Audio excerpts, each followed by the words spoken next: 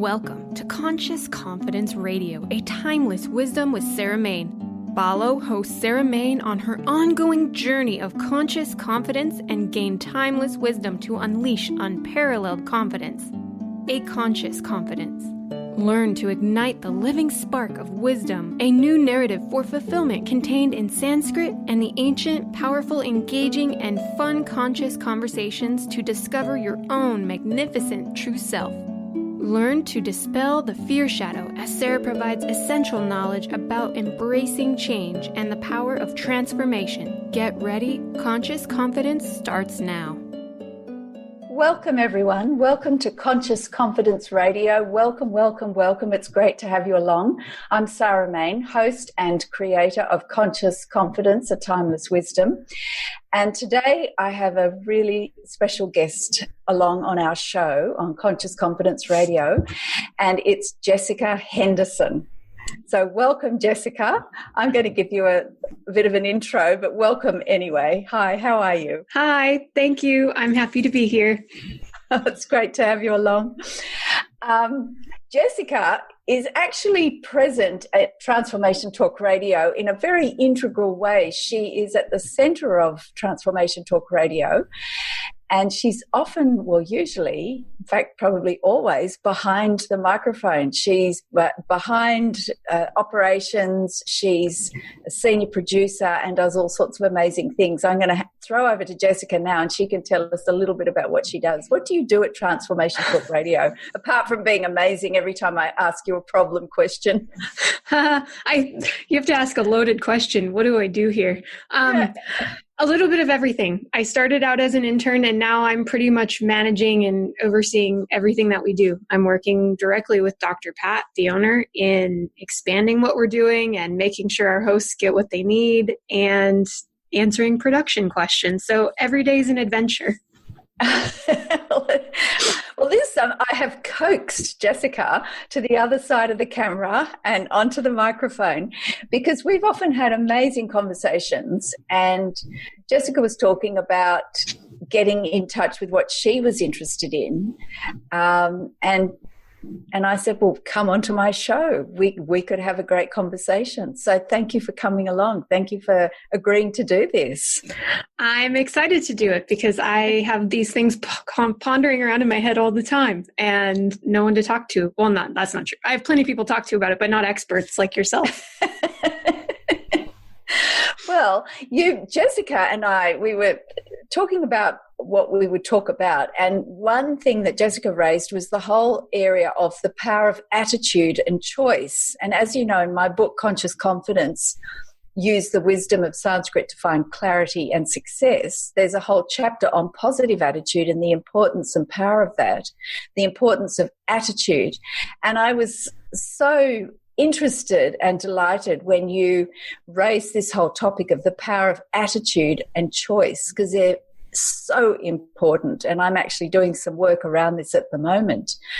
And understanding the power of choice, this thing we call choice, is critical, is absolutely critical. And from my years of teaching, when, if you were dealing with an issue with behavior, you would have to really deal with it and resolve it and give the child something that they could learn from and grow from so that they could find a better way forward.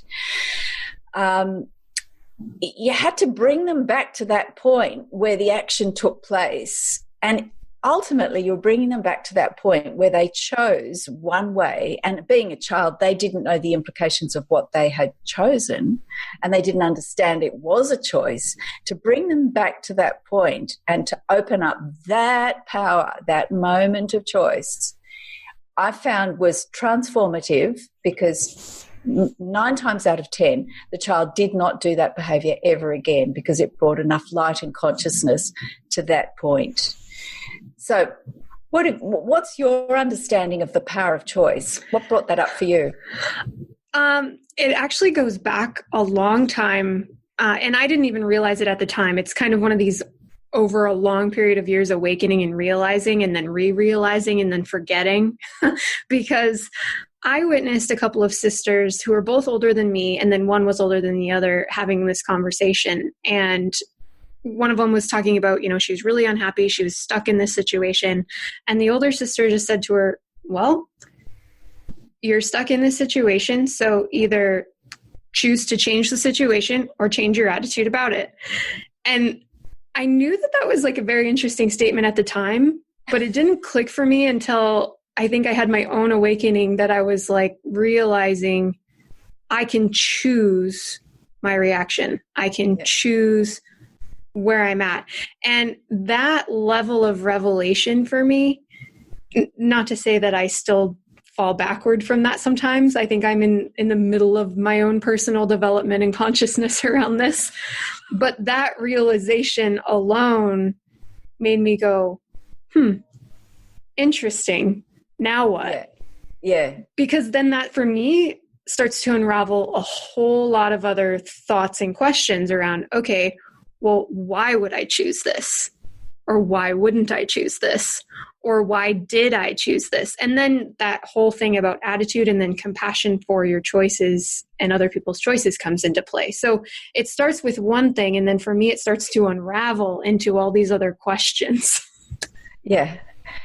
It is, like I say, it is so profound and so powerful. And I similarly found there were areas that I found were unconscious behaviour that didn't serve me well, particularly when I was teaching. And it's teaching is such an amazing mirror,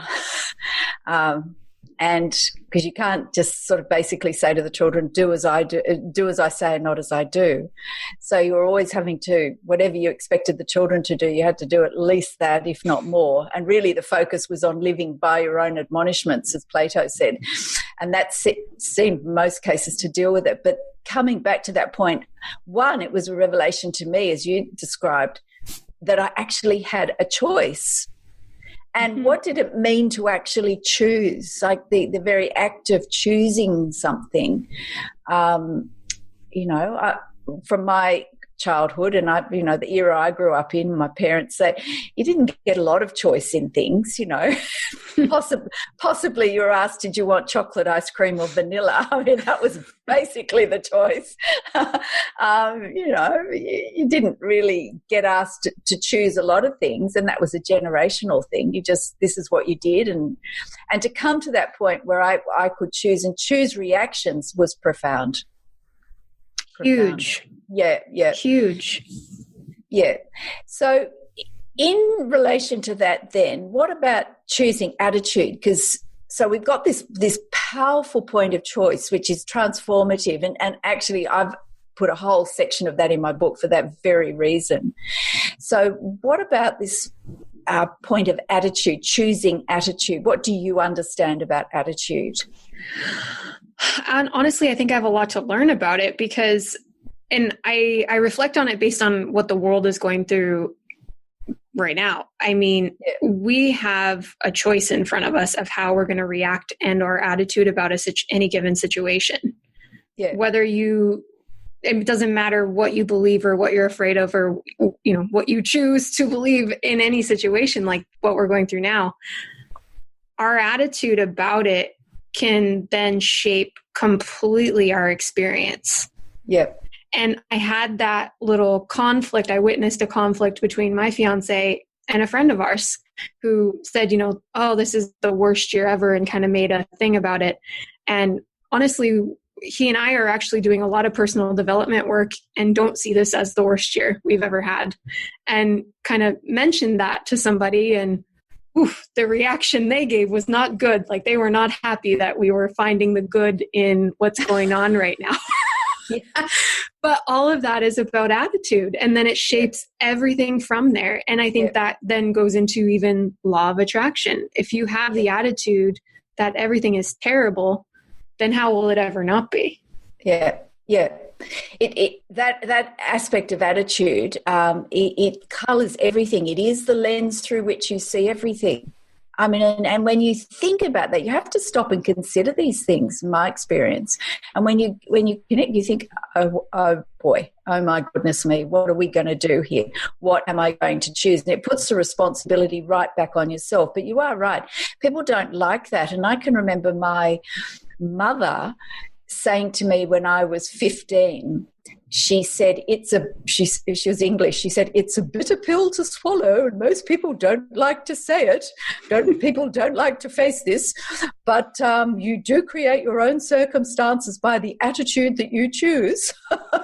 You know, and that was at 15. That was a while ago. But she said it was a bitter pill to swallow. Because of putting that responsibility for your own life experience back into your lap, into your hands, which, you know, again, is another incredibly powerful awakening that, you know, some people don't always get to, I think. Yeah. And that leads me to a very interesting point that you raised to me, which was this empowered choice versus fear choice. And is fear really a choice, a true choice, which I thought was such an interesting point, or is fear just a reaction? And I know from what I would say is that fear is a reaction. You know, it's an instinctive response, survival, and so on. But it is fundamentally a reaction to the circumstances rather than a response, a considered response. Because even in the most dramatic situations, you don't have to feel fear. You can, if you're grounded in the present and your attitude is right, you can just respond. And there's no fear present at all, even though the situation is entirely uncertain. Right. You can be quite calm and responding, and that is entirely possible. That is within my own experience in my life. And often the more dramatic the situation or the more life-threatening the situation, you're actually calmer and cooler than other situations that are not so much, and your mind's got space to play around.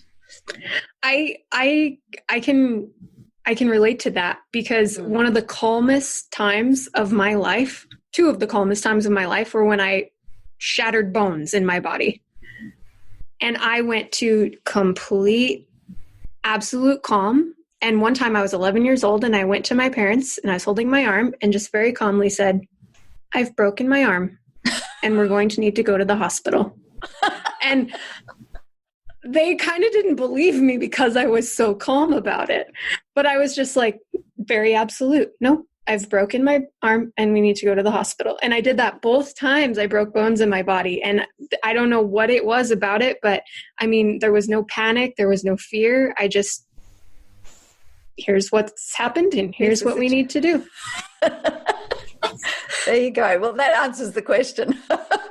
We're going to take a break. We have to stop for a minute and we'll take a break and we'll be back again. I'm with the wonderful Jesica Henderson, who's the key part and integral core part of Transformation Talk Radio, and we've coaxed her in front of the camera and we're having a wonderful conversation about the power of attitude and choice. So we'll be right back. See you soon.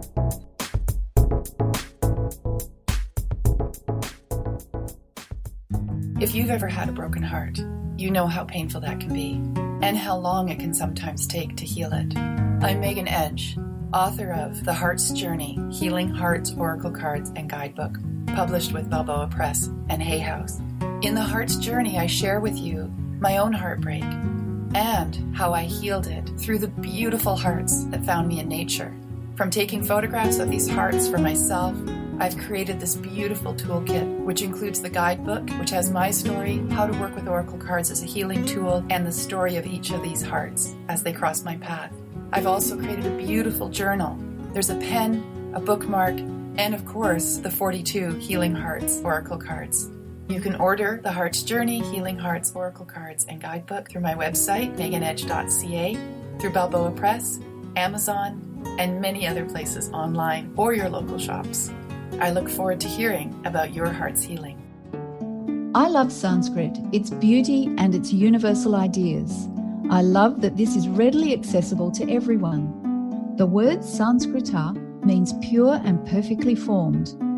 This pure and perfect aspect to Sanskrit is ever available. Sanskrit is the voice of reason, truth, and practical wisdom, which tells us what's the right thing to say or do in any situation. Try this. When you are unclear what to do, think of someone wise and ask yourself, what would they say or do here? The answer that comes is always just right. It's pure and perfectly formed, so you can take your next best step forward. I'm Sarah Main, creator of Conscious Confidence, a timeless wisdom, and host of Conscious Confidence Radio. Learn how to gain access to simple, timeless wisdom with my Fuse program. Buy my book, Conscious Confidence, today at consciousconfidence.com and get started. Introducing the Lucid Planet, a digital gathering place featuring cutting-edge, high-vibrational content that will empower and inspire you to become the greatest version of yourself. Visit the Lucid Planet today to stimulate your mind, body, and soul as you connect with a global community of like-minded people. The Lucid Planet is edited by renowned psychologist and author Dr. Kelly Neff, who is here to help you cope with anxiety, connect to your higher purpose, uncover your true passions, and live your dreams. Dr. Kelly's fresh, compassionate perspective emphasizes growth, transformation, healing, and thriving. Even in the face of adversity, say goodbye to bad news and low vibrational media for good and become part of the larger collective of people working together to navigate the global shift of consciousness and transform the world from within. Join the planet, the Lucid Planet. Visit thelucidplanet.com. Welcome home.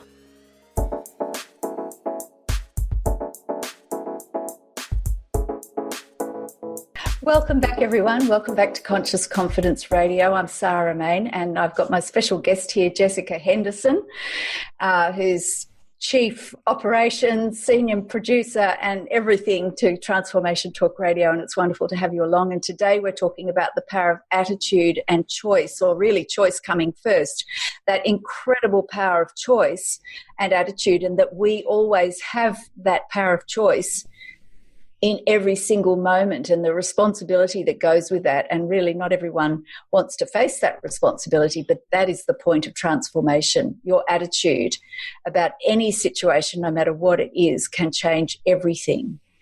And welcome back, Jesica. Hi, thank you. Hi. I also, just what you were saying before the break about people don't always like to face the fact that they have a responsibility to their own attitude, regardless of circumstances.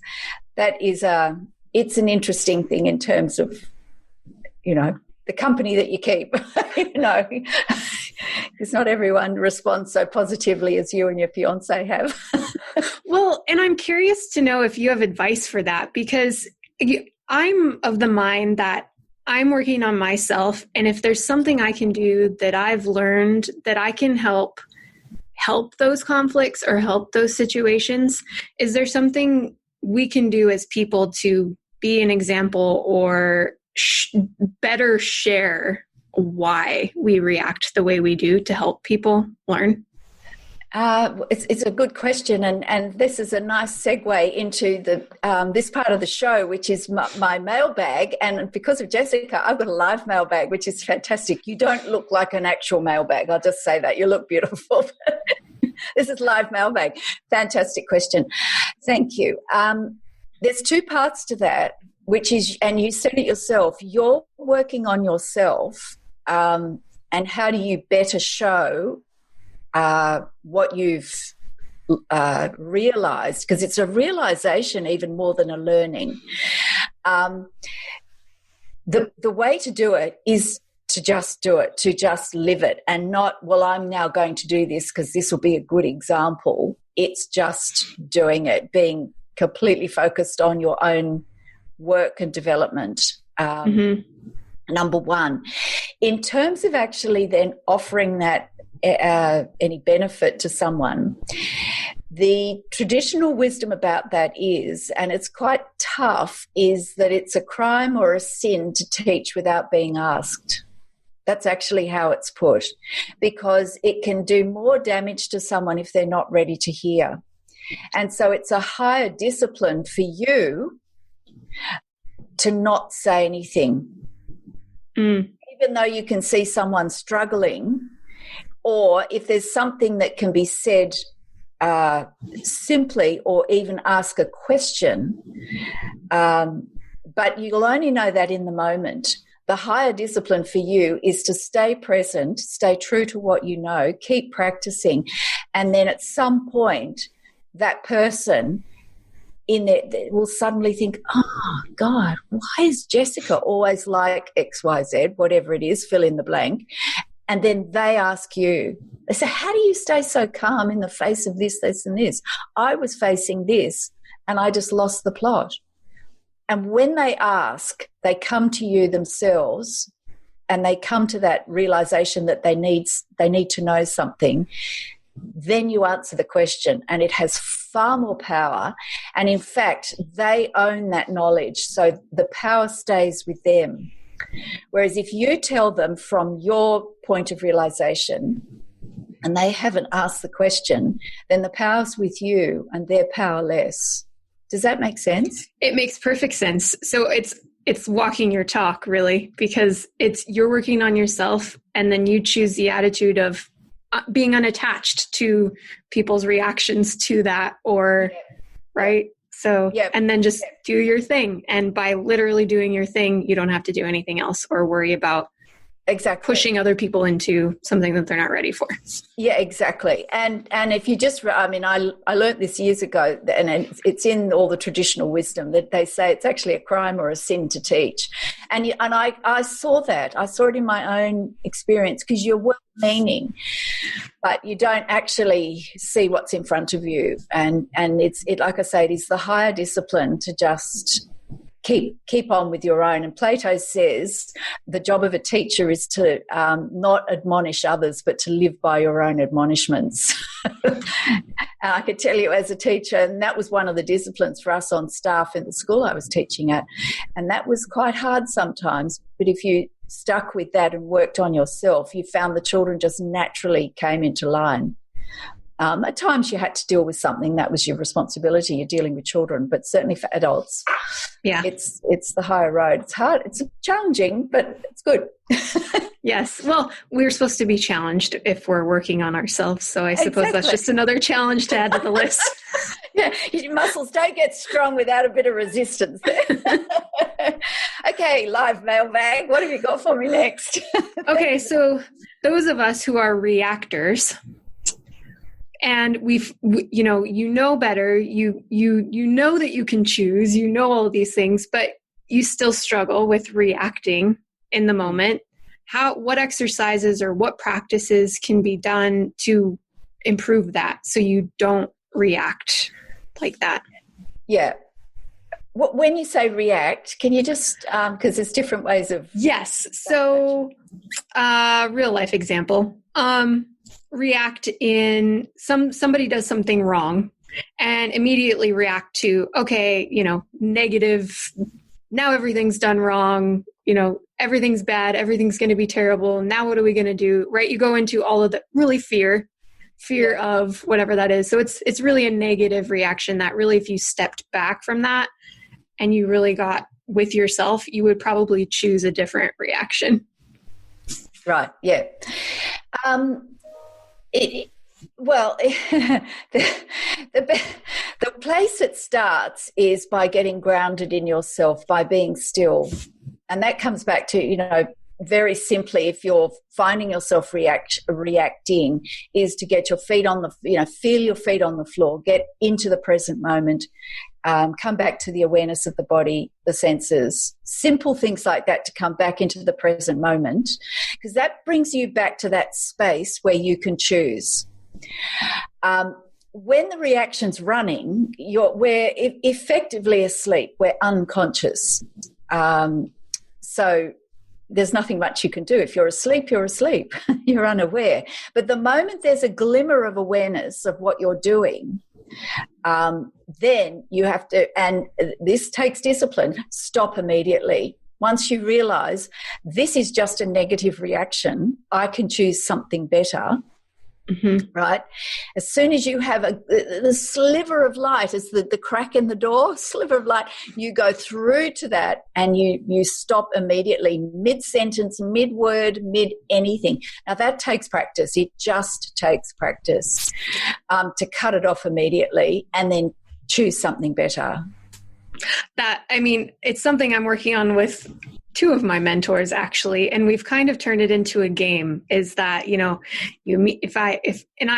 have to work on this. If I immediately react and I'm in a negative space, like somebody will say something and lighten it, like it's a joke, like, really, are you gonna yell at me about that, right? And it's kind of our little secret cue that's what opens that door and that light, and then I can switch out of it and go, you're right, let's talk about this differently. That's right, and reframe it, exactly. And it's, look, this comes back to the power of good company, because people that you can partner with like that, that's good company. In Sanskrit, that's called sat sangha. Sangha is togetherness or company, and sat is true or good or pure. And you need that good company. You need that support, and you do it for someone else and they do it for you. And you support each other. Now, not everyone can do that, but if you have people like that, they're like gold, because that helps you stay awake and aware so that you don't default into these asleep reactions, which we all have. I had to do all sorts of things because I couldn't always ask the children, for example, if I got cross and cranky and would react, especially when you're tired as a teacher, I could tell you. But I used to write things on the blackboard, or I'd have a note on my desk, or I trained myself to prompt myself to come back to stillness, come back to calm before I responded. And it's just practice, it's just practice, but you're on the right track. Yep. And be creative about how you can prompt yourself, and having people that will crack a joke is fantastic, because it challenges your thinking that it is just one way, and that is a form of sleep that we all suffer from. It's a waking sleep in a funny sort of way. Anyway, thank you for the questions. Before we finish up today, if you want to know more about Conscious Confidence Radio, you can go to my website, consciousconfidence.com. That's consciousconfidence.com. There's tons of information there, and lots of things to read, and there's magazine articles, and there's other podcasts to listen to. Go to the media tab. There's a blog. I've also got some very cool little bracelets now, bangles that are available with beautiful Sanskrit on them. Prema, love, pure universal love on the bangle, which is a wonderful reminder. That's another way of staying conscious, is having some sort of reminder in front of you. And I've got a book, Conscious Confidence, Use the Wisdom of Sanskrit to Find Clarity and Success. There it is backwards on the screen. And that's available, and there's links through to Amazon and Barnes & Noble and all the good booksellers, and that's available in paperback, in ebook and audiobook, so you can get all those different formats of the book. And a lot of what we talked about today is in the book and broken down into explanations, and there's practices of how to actually work with this to develop it within yourself. And I'm also on social media, so follow me on Facebook and Instagram. So before we finish, I usually end with a bit of Sanskrit, so you actually hear some Sanskrit. And this is one of my favorite prayers, and it's called the Universal Prayer for All. So, Jesica, I dedicate this to you. This is for being my special guest, so thank you for joining me. And this is the prayer for all. May all be happy. May all be free of disease. May all see what is uplifting. May no one suffer in misery of any sort. May peace and peace and peace be everywhere. And the Sanskrit goes like this. Om sarve bhavantu sukhina. Sarve santu niramaya. Sarve bhadrarni pashantu. Ma kaschit dukkha bhag bhavet. Om shanti, shanti, shanti. So thanks for joining me today, and I'll see you next time. Thank you for listening to Conscious Confidence with Sarah Main. Join us next month on Transformation Talk Radio for more timeless wisdom with Sarah's exciting and innovative approach to living. Discover more joy, freedom, and step into your limitless potential. For more information on Sarah Main and her work, or to listen to past shows, visit sarahmain.com. Views expressed on this program are those of the hosts, guests, and callers, and are not necessarily those of this station, its management, or other advertisers. You're listening to Transformation Talk Radio.